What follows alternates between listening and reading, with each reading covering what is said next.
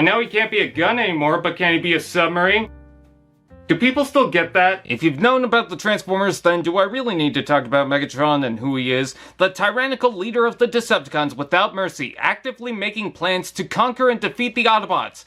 Well, depending on what continuity it is. For the Transformers Generations Warfare Cybertron line, specifically Kingdom, I guess to relieve confusion on a Beast Wars Megatron, they simply made Megatron again in a core class to combat the Autobot leader. Megatron transforms into a tank, staying consistent to the Warfare Cybertron Earth tank. People who are still disappointed he's not a G1 pistol seem to set themselves up for disappointment. It's clear Hasbro's not interested. Unless it's a Nerf gun. With how controversial it is, unless it's an accessory, the tank form is here to stay. They even said he would be for Studio Series 86. So perhaps Megatron will never, ever show his gun form ever again.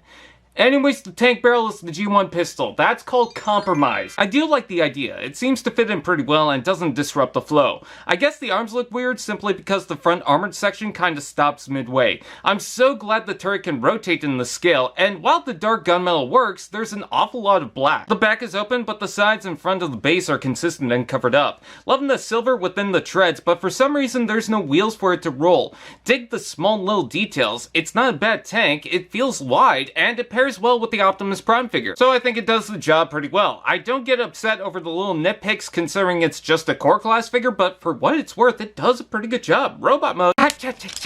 The transformation doesn't feel as bleh as the Voyager, but I will say wow to the shoulders and backpack. Not only does that restrict movement, but it just looks massive and open. I mean, the Voyager was big too, but at least it closed it up. Besides that and the mismatched colored arms, just not sure about that choice, the rest of it looks pretty good. The sculpt work is fine. I love the silver torso and head with little painted buttons and red to outline the sides. The silver seems mild enough to blend with the gunmetal. I like the curvy legs. It's not weird to say. And I noticed the foot tilts ever so slightly forward to counter the backpack. Head is really nice for the size. It looks like the guy, and with the shine, I don't really have any complaints. Did someone say articulation? Head rotation, ball joint shoulders, ball joint elbows, waist rotation, ball joint hips, and ball joint knees. Posability is okay, would like something for the feet, and this wrist can rotate if you want. Let's take a look at the accessories. I'll count this, but detached Megatron has his classic fusion cannon. It can rotate for the transformation, and because it's plugged in, you don't have to worry about losing it. You can also add a blast effect. This is cool. Instead of Megatron turning into his gun, he's now holding himself.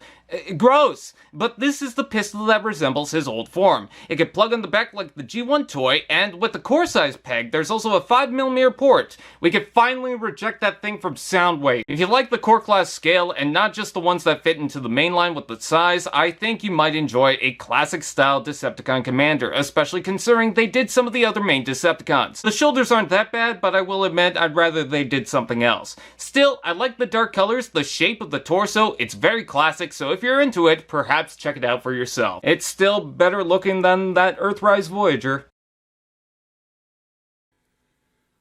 Allspark TV. Now that's just prime.